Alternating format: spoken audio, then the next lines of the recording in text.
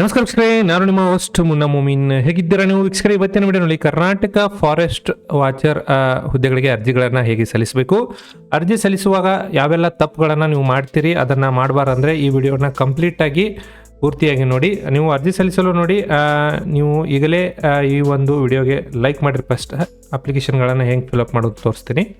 ಇಲ್ಲಿ ನೋಡಿ, ಮೊದಲಿಗೆ ನೀವು ಈ ಒಂದು ಮೇಲೆ ಕಾಣುತ್ತಿರುವ ವೆಬ್ಸೈಟನ್ನು ಓಪನ್ ಮಾಡಿ, ಇಲ್ಲ ಡಿಸ್ಕ್ರಿಪ್ಷನ್ ಬಾಕ್ಸ್ನಲ್ಲಿ ಡೈರೆಕ್ಟ್ ಲಿಂಕ್ ಕೊಟ್ಟಿರ್ತೀನಿ, ಅಲ್ಲಿಂದ ಈ ಪೇಜ್ಗೆ ಬರ್ರಿ. ಮೊದಲಿಗೆ ನೋಡಿ, ರಿಜಿಸ್ಟ್ರೇಷನ್ ID ಕೇಳ್ತಾ ಇದೆ ಮತ್ತು ಡೇಟ್ ಆಫ್ ಬರ್ತ್ ಇಲ್ಲಿ ಕೇಳ್ತಾ ಇದೆ. ಹೊಸದಾಗಿ ಅರ್ಜಿಗಳನ್ನು ಸಲ್ಲಿಸೋರು ಮೊದಲು ನೀವು ರಿಜಿಸ್ಟರ್ ಹಿಯರ್ ಅಂತ ಇಲ್ಲಿ ಒಂದು ಲಿಂಕ್ ಇದೆ ನೋಡಿ, ಇಲ್ಲಿ ಕ್ಲಿಕ್ ಮಾಡಿ ನೀವು ಮೊದಲು ರಿಜಿಸ್ಟ್ರೇಷನ್ಗಳನ್ನು ಇಲ್ಲಿ ಮಾಡ್ಕೋಬೇಕು. ರಿಜಿಸ್ಟ್ರೇಷನ್ ಮಾಡಲು ಕ್ಯಾಂಡಿಡೇಟ್ ರಿಜಿಸ್ಟ್ರೇಷನ್ನಲ್ಲಿ ಏನೇನು ಮಾಹಿತಿ ಎಲ್ಲ ಕೇಳಿದ್ದಾರೆ ನೋಡಿ. ಇಲ್ಲಿ full name candidate, date of birth ಮತ್ತು ಜೆಂಡರು, ಆಧಾರ್ ಕಾರ್ಡ್ ನಂಬರು ಮತ್ತು ಮೊಬೈಲ್ ನಂಬರನ್ನು ಇಲ್ಲಿ ಕೇಳಿರ್ತಾರೆ. ಮೊಬೈಲ್ ನಂಬರ್ ಹಾಕಿದ ತಕ್ಷಣ ಇಲ್ಲಿ ಸೆಂಡ್ OTP ಅಂತ ಕೊಡಬೇಕು. ನಿಮ್ಮ ಮೊಬೈಲ್ ನಂಬರ್ಗೆ ಒಂದು OTP ಕಳಿಸಲಾಗುತ್ತೆ, ಅದನ್ನು ಹಾಕಿ ವೆರಿಫೈ ಮಾಡ್ಕೊಳ್ಳಿ. ನಂತರ ಇಮೇಲ್ ID ಮತ್ತು ಎಂಟರ್ ಇಮೇಲ್ ID ಅಂತ ಕೇಳ್ತಾ ಇದೆ, ಅದನ್ನು ಎಲ್ಲ ಫಿಲಪ್ ಮಾಡಿ ನಂತರ ಸಬ್ಮಿಟ್ ರಿಜಿಸ್ಟ್ರೇಷನ್ ಮೇಲೆ ಇಲ್ಲಿ ನೀವು ಕ್ಲಿಕ್ ಮಾಡ್ಕೋಬೇಕು. ಇಲ್ಲಿ ಫುಲ್ ನೇಮ್ ಫಿಲಪ್ ಮಾಡುವಾಗ ನೋಡಿ, ಅಭ್ಯರ್ಥಿಗಳು SSLC ಮಾರ್ಕ್ಸ್ ಕಾರ್ಡ್ನಲ್ಲಿ ಇರುವಂತೆ ನಿಮ್ಮ ಹೆಸರನ್ನು ಪೂರ್ತಿಯಾಗಿ ಇಲ್ಲಿ ಫಿಲಪ್ ಮಾಡ್ಕೋಬೇಕು.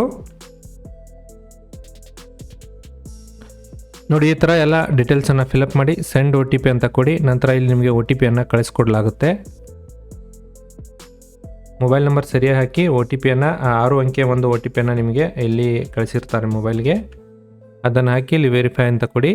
ಮೊಬೈಲ್ ನಂಬರ್ ವೆರಿಫೈಡ್ ಅಂತ ತೋರಿಸುತ್ತೆ. ನಂತರ ಇಮೇಲ್ ID ಇಲ್ಲಿ ನೀವು ಫಿಲಪ್ ಮಾಡ್ಕೋಬೇಕು. ನೋಡಿ, ಒಂದ್ಸರಿ ಫುಲ್ ನೇಮು, SSLC ಮಾರ್ಕ್ಸ್ ಕಾರ್ಡ್ನಲ್ಲಿ ಇರುವಂತೆ ಡೇಟ್ ಆಫ್ ಬರ್ತು, ಜೆಂಡರನ್ನು ಸೆಲೆಕ್ಟ್ ಮಾಡಿ, ಆಧಾರ್ ಕಾರ್ಡು ಮತ್ತು ನಿಮ್ಮ ಮೊಬೈಲ್ ನಂಬರು, ಇಮೇಲ್ ID ಹಾಕಿ ನಂತರ ಸಬ್ಮಿಟ್ ರಿಜಿಸ್ಟ್ರೇಷನ್ ಮೇಲೆ ಇಲ್ಲಿ ನೀವು ಕ್ಲಿಕ್ ಮಾಡ್ಕೋಬೇಕಾಗುತ್ತೆ. ನೋಡಿ, ಈ ಥರ ನೀವು ಹಾಕಿದ ತಕ್ಷಣ ತಮಗೆ ಒಂದು ರಿಜಿಸ್ಟ್ರೇಷನ್ ನಂಬರನ್ನು ಇಲ್ಲಿ ಕೊಡ್ತಿರ್ತಾರೆ ನೋಡಿ. ರಿಜಿಸ್ಟ್ರೇಷನ್ ಆದ ತಕ್ಷಣ ತಮಗೆ ಒಂದು ರಿಜಿಸ್ಟ್ರೇಷನ್ ನಂಬರು ಮತ್ತು ಡೇಟ್ ಆಫ್ ಬರ್ತನ್ನು ಹಾಕಿ ಇಲ್ಲಿ ನೀವು ಲಾಗಿನ್ ಮಾಡ್ಕೋಬೇಕು. ನೋಡಿ, ಈ ಥರ ನಿಮ್ಮ ಮೊಬೈಲ್ಗೆ ಒಂದು OTP ಕಳಿಸಲಾಗುತ್ತೆ. ನಂತರ ಇಲ್ಲಿ OTP ಫಿಲಪ್ ಮಾಡ್ಕೊಳ್ಳಿ. ನಂತರ ವೆರಿಫೈ OTP ಅಂತ ಕೊಡಿ. ನಂತರ ಇಲ್ಲಿ ನೋಡಿ, ಕ್ಯಾಂಡಿಡೇಟ್ ರಿಜಿಸ್ಟ್ರೇಷನ್ ನಂಬರ್ ತೋರಿಸುತ್ತೆ, ಡೇಟ್ ಆಫ್ ಬರ್ತ್ ತೋರಿಸುತ್ತೆ. ಅದಾದ ನಂತರ ನೀವು HK ರೀಸನ್ನಲ್ಲಿ ಅರ್ಜಿಗಳನ್ನು ಸಲ್ಲಿಸಲು ಬಯಸ್ತೀರಿ ಅಥವಾ ನಾನ್ HK ಅಲ್ಲಿ ಬಯಸ್ತೀರಿ, ಅದನ್ನು ನೀವು ಇಲ್ಲಿ ಸೆಲೆಕ್ಟ್ ಮಾಡ್ಕೋಬೇಕು. HK ಇದ್ದವರು HK ತಗೊಳ್ಳಿ, ನಾನ್ HK ಇದ್ದವರು ನಾನ್ HK ಅಂತ ಸೆಲೆಕ್ಟ್ ಮಾಡಿ ನಂತರ ಕಂಟಿನ್ಯೂ ಅಂತ ಕೊಡಿ.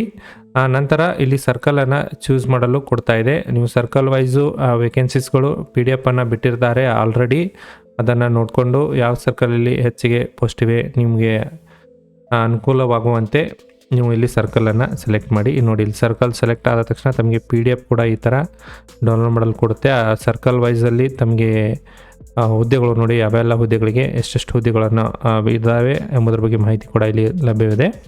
ಸರ್ಕಲ್ ಚೂಸ್ ಮಾಡಿ ನಂತರ ಪ್ರೊಸೀಡ್ ಟು ಅಪ್ಲಿಕೇಶನ್ ಅಂತ ಇಲ್ಲಿದೆ, ಅದನ್ನು ಕ್ಲಿಕ್ ಮಾಡ್ಕೊಳ್ಳಿ. ನಂತರ ಎಷ್ಟು ಪ್ರೊಸೀಡ್ ಅಂತ ಕೊಡಿ. ಇಲ್ಲಿ ಇಂಪಾರ್ಟೆಂಟ್ ಇನ್ಸ್ಟ್ರಕ್ಷನ್ ಏನು ಕೊಟ್ಟಿರ್ತಾರೆ ನೋಡಿ.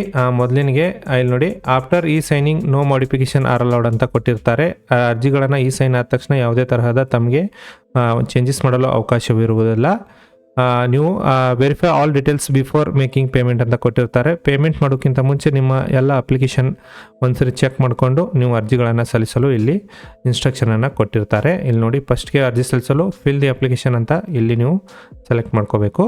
ಇದರಲ್ಲಿ ನೋಡಿ, ಪರ್ಸ್ನಲ್ ಡೀಟೇಲ್ಸು, ಇಲ್ಲಿ ಕ್ವಾಲಿಫಿಕೇಷನು, ರಿಸರ್ವೇಷನು, ಅಪ್ಲೋಡ್ ಡಾಕ್ಯುಮೆಂಟ್ಸು ಮತ್ತು ಪ್ರಿವ್ಯೂ ಆ್ಯಂಡ್ ಸಬ್ಮಿಟ್ ಅಂತ ಇಲ್ಲಿ ಕೊಟ್ಟಿರ್ತಾರೆ. ಆಲ್ರೆಡಿ ತಮಗೆ ಇಲ್ಲಿ ನೋಡಿ, SSLC ನೀವು SSLC ಮಾರ್ಕ್ಸ್ ಕಾರ್ಡ್ ಅಂತ ಹೆಸರು, ಡೇಟ್ ಆಫ್ ಬರ್ತು ಎಲ್ಲ ಫಿಲಪ್ ಆಗಿ ಬಂದಿರುತ್ತೆ. ನೀವು ಫಾದರ್ ನೇಮನ್ನು ಇಲ್ಲಿ ಮೆನ್ಷನ್ ಮಾಡಿ, SSLC ಮಾರ್ಕ್ಸ್ ಕಾರ್ಡ್ನಲ್ಲಿ ಇರುವಂತೆ. ನಂತರ ನಿಮ್ಮ ಮೆರಿಟಲ್ ಸ್ಟೇಟಸನ್ನು ಇಲ್ಲಿ ಸೆಲೆಕ್ಟ್ ಮಾಡಿ. ಮ್ಯಾರಿಡ್ ಇದ್ದರೆ ನಿಮ್ಮ ಸಂಗಾತಿ ಹೆಸರನ್ನು ಇಲ್ಲಿ ನೀವು ಫಿಲಪ್ ಮಾಡ್ಕೋಬೇಕು. ಅನ್ಮ್ಯಾರಿಡ್ ಇದ್ದರೆ ಅನ್ಮ್ಯಾರಿಡ್ ಅಂತ ಹಾಕಿ. ನಂತರ ಕಾಂಟ್ಯಾಕ್ಟ್ ಡೀಟೇಲ್ಸ್ ನೋಡಿ, ನಿಮ್ಮ ಏರಿಯಾ ಯಾವ್ದು ಬರುತ್ತೆ, ವಿಲೇಜ್ ಯಾವುದಿದೆ, ಸ್ಟೇಟ್ ಯಾವುದಿದೆ ಅದನ್ನು ಸೆಲೆಕ್ಟ್ ಮಾಡ್ಕೊಳ್ಳಿ. ನೋಡಿ, ಈ ಥರ ನಿಮ್ಮ ಏರಿಯಾ ಯಾವುದಿದೆ ಅದನ್ನು ಸೆಲೆಕ್ಟ್ ಮಾಡ್ಕೊಳ್ಳಿ.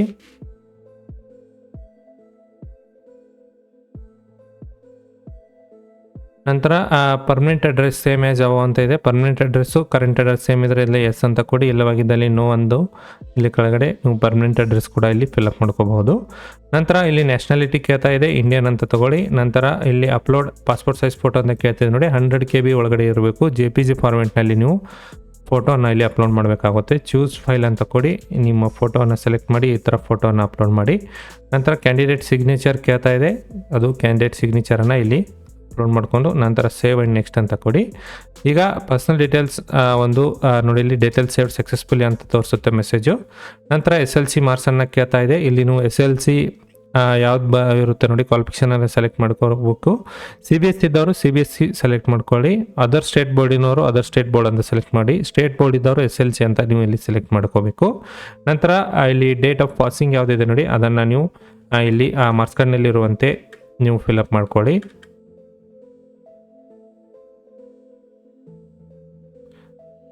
ನಂತರ ಇಲ್ಲಿ SLC ರಿಜಿಸ್ಟ್ರೇಷನ್ ನಂಬರನ್ನು ನೀವು ಫಿಲ್ಅಪ್ ಮಾಡಿ. ನಂತರ ಇಲ್ಲಿ ಕ್ಲಾಸ್ ನೋಡಿ, ಯಾವ ಕ್ಲಾಸಲ್ಲಿ ಪಾಸ್ ಆಗಿದ್ದೀರಿ ನೀವು, ಫಸ್ಟ್ ಕ್ಲಾಸ್ ಸೆಕೆಂಡ್ ಕ್ಲಾಸ್ ಯಾವುದಿದೆ ಅದನ್ನು ಸೆಲೆಕ್ಟ್ ಮಾಡ್ಕೊಳ್ಳಿ. ಮ್ಯಾಕ್ಸಿಮಮ್ ಮಾರ್ಕ್ಸು ಅಪ್ಟೈನ್ ಮಾರ್ಕ್ಸ್ ಎಷ್ಟಿದೆ ಅದನ್ನು ನೀವು ಸೆಲೆಕ್ಟ್ ಮಾಡಿಕೊಂಡು ಸೇವ್ ಆ್ಯಂಡ್ ನೆಕ್ಸ್ಟ್ ಅಂತ ಕೊಡಿ. ಅದಾದ ನಂತರ ಸರಿಯಾಗಿ ನೋಡಿ ಇಲ್ಲಿ ಕ್ವಾಲಿಫಿಕೇಷನ್ ಡೀಟೇಲ್ಸ್ ಸೇವ್ ಸಕ್ಸಸ್ಫುಲ್ ಅಂತ ತೋರಿಸುತ್ತೆ. ನಂತರ ನೀವು ಕ್ಯಾಟಗರಿ ಡೀಟೇಲ್ಸ್ ಕೇಳ್ತಾ ಇದೆ, ಇದರಲ್ಲಿ ಕ್ಯಾಟಗರಿ ನೀವು ಯಾವ್ದು ಬರುತ್ತೆ ನೋಡಿ ನಿಮ್ಮ ಕ್ಯಾಟಗರಿಗೆ ಸಂಬಂಧಿಸಿದಂತೆ ಇಲ್ಲಿ ಹಾಕಿ ಸಬ್ ಕ್ಯಾಟಗರಿಯನ್ನು ನೀವು ಇಲ್ಲಿ ಟೈಪ್ ಮಾಡ್ಕೋಬೇಕು, ಯಾವ್ದು ಬರುತ್ತೆ ನೋಡಿ. ನಂತರ ನಿಮ್ಮ ಹತ್ರ RD ಸಂಖ್ಯೆಯನ್ನು ಇಲ್ಲಿ ಫಿಲ್ಅಪ್ ಮಾಡ್ಕೋಬೇಕು. ಸದ್ಯಕ್ಕೆ JM ಹಾಕ್ತಾ ಇದ್ದೀನಿ. ರೂರಲ್ ಕ್ಯಾಂಡಿಡೇಟ್ ಅಭ್ಯರ್ಥಿಗಳಾಗಿದ್ದಲ್ಲಿ ಇದರಲ್ಲಿ ಎಸ್ ಮಾಡಿ. ಕನ್ನಡ ಮಾಧ್ಯಮ ಕ್ಯಾಟಗರಿ ಆಗಿದ್ದಲ್ಲಿ ಇದನ್ನು ನೀವು ಎಸ್ ಮಾಡಿ. ನಂತರ ಫಿಸಿಕಲ್ ಹ್ಯಾಂಡಿಕ್ಯಾಪ್ಟ್ ಅಭ್ಯರ್ಥಿಗಳು ನೋಡಿ ಇಲ್ಲಿ ನೀವು ಎಸ್ ಮಾಡಿ. ನಿಮ್ಮದು ಹ್ಯಾಂಡಿಕ್ಯಾಪ್ಟ್ ಯಾವುದು ಬರುತ್ತೆ ನೋಡಿ ಇಲ್ಲಿ LC ಇದೆ, AAV ಇದೆ, ಆಸಿಡ್ ಅಟ್ಯಾಕ್ ವಿಕ್ಟಿಮ್ಸು ಮತ್ತು ಮೆಂಟಲ್ ಇಲ್ನೆಸ್ ಅಂತ 3 ಆಪ್ಷನ್ಗಳನ್ನು ಇಲ್ಲಿ ಕೊಟ್ಟಿರ್ತಾರೆ. ಇದರಲ್ಲಿ ನೀವು ಇದ್ದರೆ ಇದನ್ನು ಎಸ್ ಮಾಡಿ, ಇಲ್ಲವಾಗಿದ್ದಲ್ಲಿ ನೋ. ಇಲ್ಲಿ ಎಕ್ಸ್ ಮಿಲಿಟ್ರಿ ಪರ್ಸನ್ ಡೀಟೇಲ್ಸನ್ನು ಕೊಟ್ಟಿರ್ತಾರೆ. RU ಎಕ್ಸ್ ಮಿಲಿಟ್ರಿ ಪರ್ಸನ್ ಅಂತ ಕೇಳ್ತಾ ಇದೆ. ಎಕ್ಸ್ ಆರ್ಮಿ ಅಭ್ಯರ್ಥಿಗಳು ಇದನ್ನು ಎಸ್ ಮಾಡಿಕೊಂಡು ಜಾಯ್ನಿಂಗ್ ಡೇಟು, ಡಿಸ್ಚಾರ್ಜ್ ಡೇಟು ಮತ್ತು ರೀಸನ್ ಆಫ್ ಡಿಸ್ಚಾರ್ಜು, ಎಷ್ಟು ವರ್ಷ ಸರ್ವಿಸ್ ಮಾಡಿದ್ದೀರಿ ಅದನ್ನು ಇಲ್ಲಿ ಮಾಹಿತಿ ನೀವು ಎಂಟರ್ ಮಾಡ್ಕೋಬೇಕು. ನಂತರ ಫಾರೆಸ್ಟ್ ಮೋಟಿವೇಟರ್ ಅಂತ ನೋಡಿ, RU currently servicing as forest motivator in KFD for more than 5 years continuously on date of notification ಅಂತ ಕೊಟ್ಟಿರ್ತಾರೆ. ನೀವು ಏನಾದರೂ ಇದು ಫಾರೆಸ್ಟ್ ಮೋಟಿವೇಟರ್ ಅಂತ ನೀವು ಮೊದಲು ವರ್ಕ್ ಮಾಡ್ತಾ ಇದ್ದರೆ ಅದನ್ನು ನೀವು ಇಲ್ಲಿಂದ ಎಸ್ ಮಾಡಿ. ಜಾಯ್ನಿಂಗ್ ಡೇಟು ಮತ್ತು ಯಾವ ಡೇಟ್ ತನಕ ಮಾಡಿದ್ದೀರಾ ಅದನ್ನು ಫಿಲ್ ಮಾಡ್ಕೊಳ್ಳಿ. ಇಲ್ಲವಾಗಿದ್ದಲ್ಲಿ ಇಲ್ಲಿ ನೋ ಅಂತ ಇದೆ ಆಪ್ಷನ್ ಇದೆ, ಅದನ್ನು ಕ್ಲಿಕ್ ಮಾಡಿ. ನಂತರ ಸೇವ್ ಆ್ಯಂಡ್ ನೆಕ್ಸ್ಟ್ ಅಂತ ಕೊಡಿ. ಅದಾದ ತಕ್ಷಣ ತಮಗೆ ಅಪ್ಲೋಡ್ ಡಾಕ್ಯುಮೆಂಟ್ಸನ್ನು ಕೇಳ್ತಾ ಇದೆ. ಆ ಡಾಕ್ಯುಮೆಂಟ್ಸ್ ಬಂದುಬಿಟ್ಟು ನೋಡಿ 150 KB ಒಳಗಡೆ ಇರಬೇಕು. ನೀವು PDF ಫಾರ್ಮೆಟ್ನಲ್ಲಿ ಎಲ್ಲ ಡಾಕ್ಯುಮೆಂಟ್ಸ್ಗಳನ್ನು ಇಲ್ಲಿ ಅಪ್ಲೋಡ್ ಮಾಡಬೇಕಾಗುತ್ತೆ. SLC ಮಾರ್ಕ್ಸ್ ಕಾರ್ಡ್ ನೋಡಿ, SLC ಮಾರ್ಕ್ಸ್ ಕಾರ್ಡ್ ನೀವು PDF ಅಪ್ಲೋಡ್ ಮಾಡಬೇಕು ನೋಡಿ. ಈ ಥರ ಅಪ್ಲೋಡೆಡ್ ಅಂತ ತೋರಿಸುತ್ತೆ. ನಂತರ ಅಪ್ಲೋಡ್ ರೂರಲ್ ಸರ್ಟಿಫಿಕೇಟ್ ನೋಡಿ, ಇವೆಲ್ಲ ನೀವು 1ರಿಂದ 10ನೇ ತರಗತಿವರೆಗೆ ಒಂದು ಗ್ರಾಮೀಣ ಅಭ್ಯರ್ಥಿಗಳು ಏನು ಕರ್ತಿರ್ತೀರಿ ಎಷ್ಟು ಸರ್ಟಿಫಿಕೇಟ್ ಇದೆ ಎಲ್ಲ ಒಂದೇ PDF ಮರ್ಜ್ ಮಾಡಿ ನೀವು ಅಲ್ಲಿ ಅಪ್ಲೋಡ್ ಮಾಡ್ಕೊಳ್ಳಿ. ನಂತರ ಕನ್ನಡ ಮಾಧ್ಯಮ ಸರ್ಟಿಫಿಕೇಟು, ನಂತರ ನೀವು ಕಾಸ್ಟ್ ಅಪ್ಲೈ ಮಾಡಿದರೆ ಅದು ಕಾಸ್ಟ್ ಸರ್ಟಿಫಿಕೇಟ್ ಕೂಡ ಕೇಳುತ್ತೆ, ಅದನ್ನು ಅಪ್ಲೋಡ್ ಮಾಡಿ. ನಂತರ ಅಪ್ಲೋಡ್ ಆ್ಯಂಡ್ ನೆಕ್ಸ್ಟ್ ಅಂತ ಕೊಡಿ. ನಂತರ ಈ ಥರ ನಿಮಗೆ ನೋಡಿ ಡಿಸ್ಪ್ಲೇ ಮೇಲೆ ಎಲ್ಲ ಒಂದು ಮಾಹಿತಿಯನ್ನು ಒಂದ್ಸರಿ ಪ್ರಿವ್ಯೂ ತೋರಿಸುತ್ತೆ ನೋಡಿ. ಪ್ರಿವ್ಯೂ ಕ್ಯಾಂಡಿಡೇಟ್ ಡೀಟೇಲ್ಸ್ ಅಂತ ಕೊಡ್ತಾ ಇದೆ.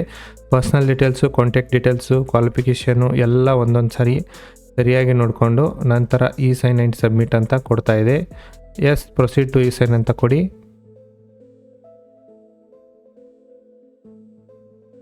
ಇದು ಇಲ್ಲಿ ನಿಮಗೆ ಆಧಾರ್ ನಂಬರ್ ಕೇಳುತ್ತೆ. ನಂತರ ಇಲ್ಲಿ ಆಧಾರ್ OTP ಹಾಕಿ ಸಬ್ಮಿಟ್ ಮಾಡಿದರೆ ನಿಮ್ಮ ಅರ್ಜಿಗಳು ಇಲ್ಲಿಗೆ ಒಂದು ಕಂಪ್ಲೀಟ್ ಆಗುತ್ತೆ. ಇಷ್ಟು ಮಾಡಿದರೆ ಸಾಕು, ನಿಮ್ಮ ಅರ್ಜಿಗಳು ಇಲ್ಲಿ ಕಂಪ್ಲೀಟ್ ಆಗುತ್ತೆ. ಇದು E-sign ಮತ್ತು ಪೇಮೆಂಟ್ ಡೀಟೇಲ್ಸ್ ಬಗ್ಗೆ ನಿಮಗೆ ಏನಾದರೂ ಮಾಹಿತಿ ಬೇಕಿದ್ದರೆ ಮುಂದಿನ ವಿಡಿಯೋನಲ್ಲಿ ಅದನ್ನು ಕೂಡ ಹೇಗೆ ಮಾಡ್ಕೋಬೇಕು ಎಂಬುದರ ಬಗ್ಗೆ ಮಾಹಿತಿ ತಮಗೆ ಕೊಡ್ತೀನಿ. ಇಲ್ಲಿ ನಾರ್ಮಲಾಗಿ ಆಧಾರ್ ಕಾರ್ಡ್ ನಂಬರು ಒಂದು ಗೆಟ್ OTP ಅಂತ ಹಾಕಿ OTP ಹಾಕಿ ಸಬ್ಮಿಟ್ ಮಾಡಿದರೆ ಅರ್ಜಿ ಸಲ್ಲಿಸೋದು ಕಂಪ್ಲೀಟ್ ಆಗಿರುತ್ತೆ. ನಂತರ ನೀವು ಪೇಮೆಂಟ್ ಮಾಡಬೇಕು. ಸದ್ಯಕ್ಕೆ ಇದು ಡೆಮೋ ಅಪ್ಲಿಕೇಶನ್ ಆಗಿರೋದ್ರಿಂದ E-sign ಆಗೋದಿಲ್ಲ. ಒಂದು ಕರೆಕ್ಟಾಗಿರೋ ಅಪ್ಲಿಕೇಶನ್